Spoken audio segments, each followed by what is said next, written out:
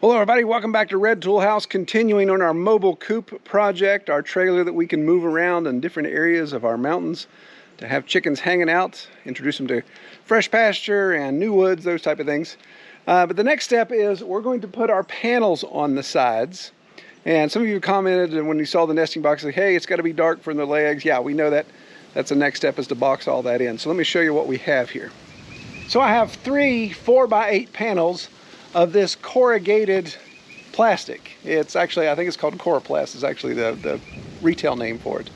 But I got it from a sign dealer that we work with, and so it's really inexpensive. It was $18 a sheet, and again, compared to plywood, that's a lot cheaper. And it's extremely light, so that's going to help keep the weight down on our trailer. That's what we want to do as we go up some of these steep hills to these next benches to have our chickens hanging out. And so we want to get that weight down. And I'm going to put the panels in place to cover up the back half of the trailer. So we got shade back there where the nesting boxes are. And the way I'm going to install that is simply just cut them to the shape that I want, and then make almost like a picture frame with a notch inside this wood trim, so we can slide the panels in and out in case they, they will deteriorate over time. Of course, they won't last as long as the wood, and there may be times I need to just get in there and service the trailer, and easy way, just take a couple screws out, pull the trim piece off and slide that panel out would be a great way to access that. So we're going to use some of our poplar that we milled on the mill. It's dried out pretty good. Taking it in the workshop to get it cut down to size to be our trim pieces, and then cutting the channel in it. So I'll give you some details of that. So our first panel is going to go right here from the human door access back. So it's going to be kind of a wedge shape or a trapezoid shape, I guess.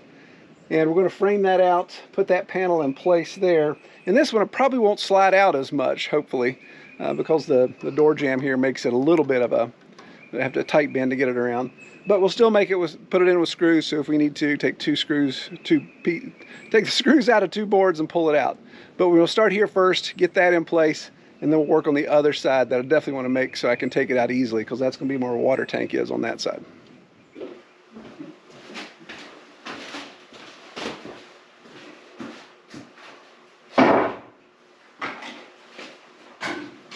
So I've got my 4 pieces of wood that I need, and I'm going to cut my first one just to test. So we're just simply, all I'm doing here on the table saw is ripping the width down to 2 1/4, so it's uniform. And then I'm also adding a 1/4 inch, what would be actually considered a rabbet if you want to use woodworking terms, if you can see that. So it's like a dado or a groove on an edge. So it's a 2-sided, imagine an L-shaped cut out of that. So it's a 1/4 inch deep and 1 inch in, and that makes a channel that when it's against the building or against the coop, that corrugated piece will fit down in here, rest on this little lip, and of course be trapped. So even if we get a big crosswind, hopefully it won't be enough to buckle that to blow that panel out. We'll see, we may have to put some extra supports in there. But that's the game plan, it's just to get everybody ripped down to 2 1/4, cut our rabbet into place, and be ready to go.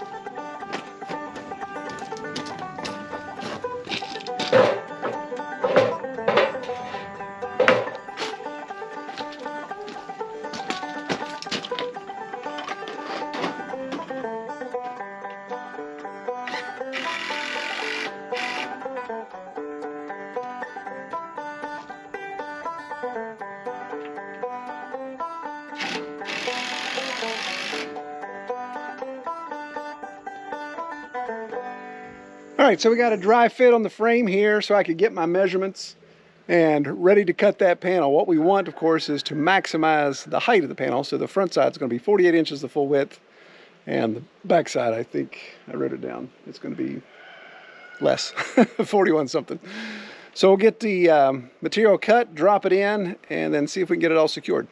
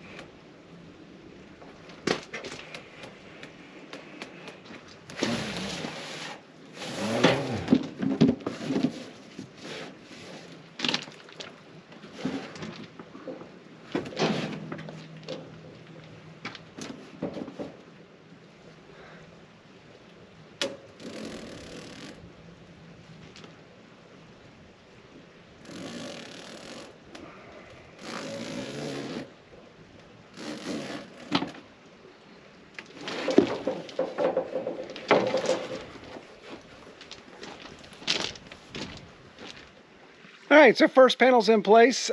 I don't know about you guys, but that's pretty darn sexy. Put some gray paint on that trim on the door. Get the gray and red going there, red tool house. Yep, I like it. I like it a lot. So there's a little bit of flex in that, so it may rattle. Obviously the chickens will get used to that because they're used to the plastic on the greenhouse rattling like crazy. But the rigidity of that, I think, is going to be enough. If there's a crosswind, it's not going to push it out. I was debating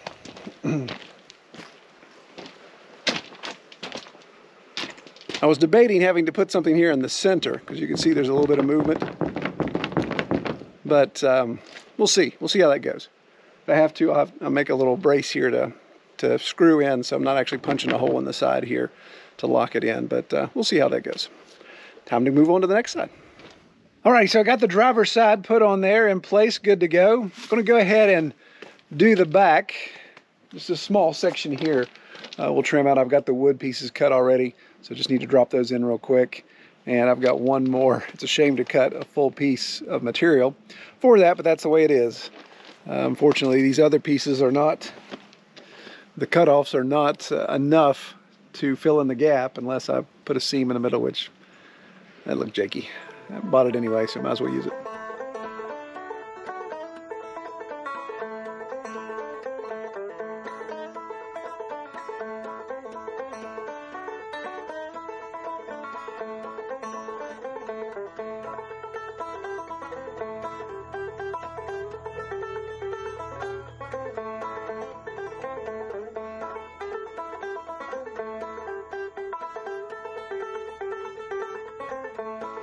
So I think that turned out pretty good. That's the plan. That's how it was supposed to go.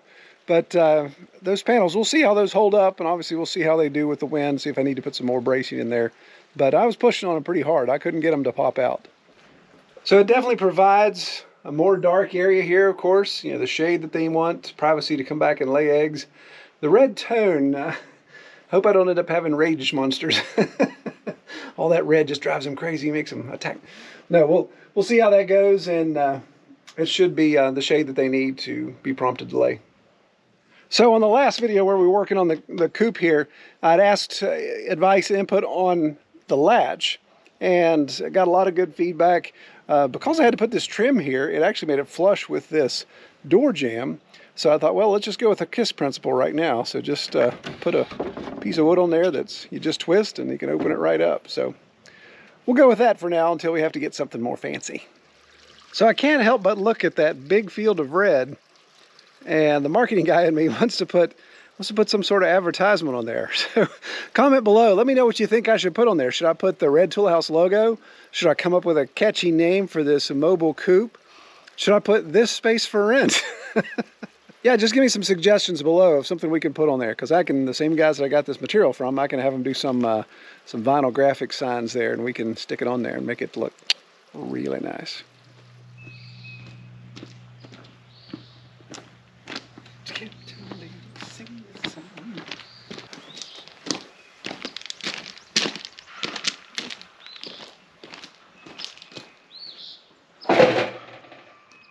All right, so the next project, or project as my Canadian friends say, is going to work on the ramps. We want to have ramps that are able to fold down on both sides. And of course the chickens can come out those pop doors. The ramps will actually double as door closures when they're in the upright position. Again, I'm not going to be closing these up every night. The pastured poultry netting around it will take care of any predator issues there. But 2 ramps on either side. I want them to be able to lock in the upright position when we're traveling, so they don't get torn off. I've been saving this beautiful poplar board. It's 8 inches wide, almost 14 feet long. It's just gorgeous. I almost hate to use it on just a chicken coop, but it's just one board and I know where I can get more, so time to cut it up. So what we're going to do, I live by the idea of use what you got laying around. So I've got a bunch of, I think this is 1/2 inch or 3/4 inch conduit, metal conduit. And I'm going to use that as my hinge pin. And I have the little conduit clamps. So I'm going to clamp that to the end of the board. And I've made just a simple box, almost like a paper towel holder. We'll drill holes in it and be able to run that conduit through. and that'll be the hinge. And of course on this ramp we'll have the little pieces of wood that'll be steps or grips for them to hang on to.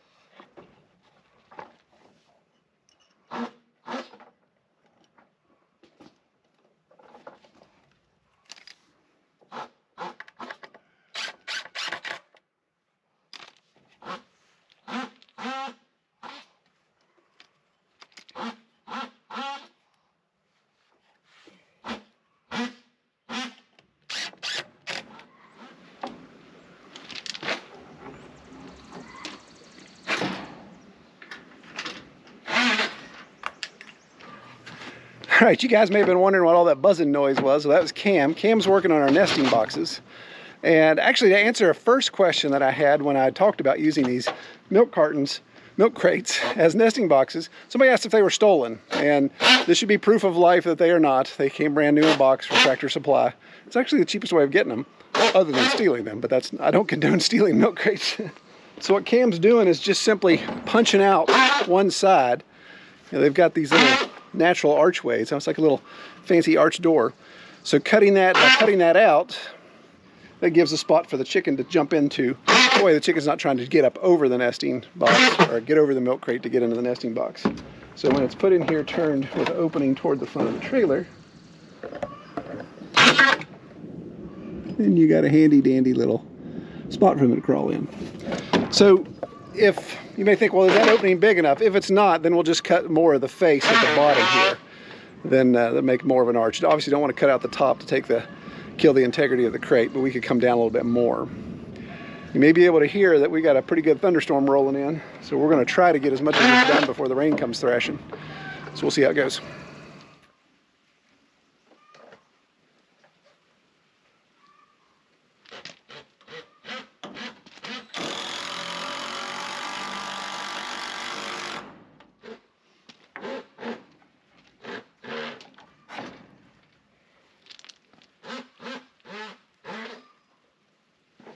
Well, here comes the rain, of course. But I got the ramp in place with its locking mechanism. Not the greatest thing in the world, but I think it'll work for what we're doing here. So the ramp simply just locks in place there, and then just a piece of angle iron aluminum that I have. I have tons of these pieces. My dad gave me a long time ago, so that'll obviously keep it from bouncing out. And when it's in place, then it really just keeps the ramp out of the way. We're not trying to keep predators out in this situation. You know, so a little bit of a gap there where if a chicken wanted to get its head through, it probably could, but the only time we really want to keep the chickens in is when we're transporting them. So I don't think they'll jump out. Now, I haven't put my steps on yet, the little pieces that'll be little footholds for them as they come down the ramp and not slide down. But it's starting to rain really hard, so we're going to wrap it up, and we'll pick back up here when the rain stops, maybe. Well, I'm really pushing my luck here. The wind is really picking up. I want to try to get these steps in place before I have to put everything away.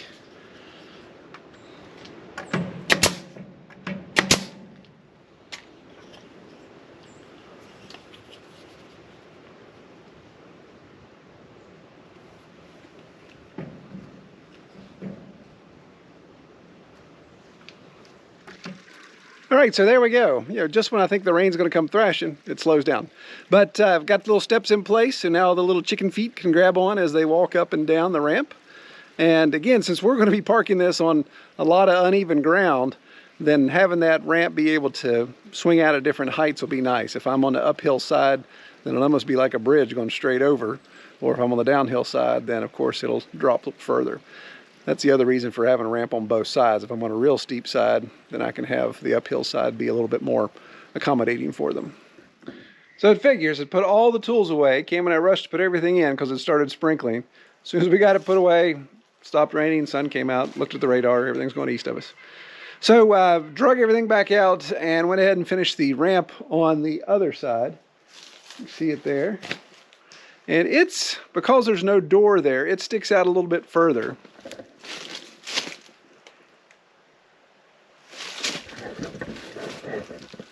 So that's a little bit too much of a gap. So I think what I'll do, once I get the wire on here, then I'll actually trim it out with the same thickness material as the door is on the other side, because that's what I based it off of. So if I trim it out, it'll have that much smaller gap. Again, just trying to keep chickens from getting out when we're transporting them from point A to point B. So the next step will be adding roost bars, and then of course putting the wire on the remaining ends that are exposed. And then I'll get my painter boys to come down here and paint everything gray that's natural wood. And then the last thing will be the water catchment. I'm excited to show you all that because I'm excited to see it myself. But we'll be doing rain catchment off the back. We'll be plumbing it in to actually have a freshwater tank from an RV that will be setting right over top of the axle, and water from the gutter comes down, will drain into the tank above the axle, and then of course gravity feed out to be kind of like a hangman's gallows, just a gantry sticking out that the bellwater will be hanging on. So the chickens will drink water on the outside of the coop. But the tank and reservoir and everything will be in there. I've already got the tank, painted it black. Just got to wait for some parts coming in for the gutter attachments. So we'll be sure to document that. Well, I appreciate everybody watching. Take care.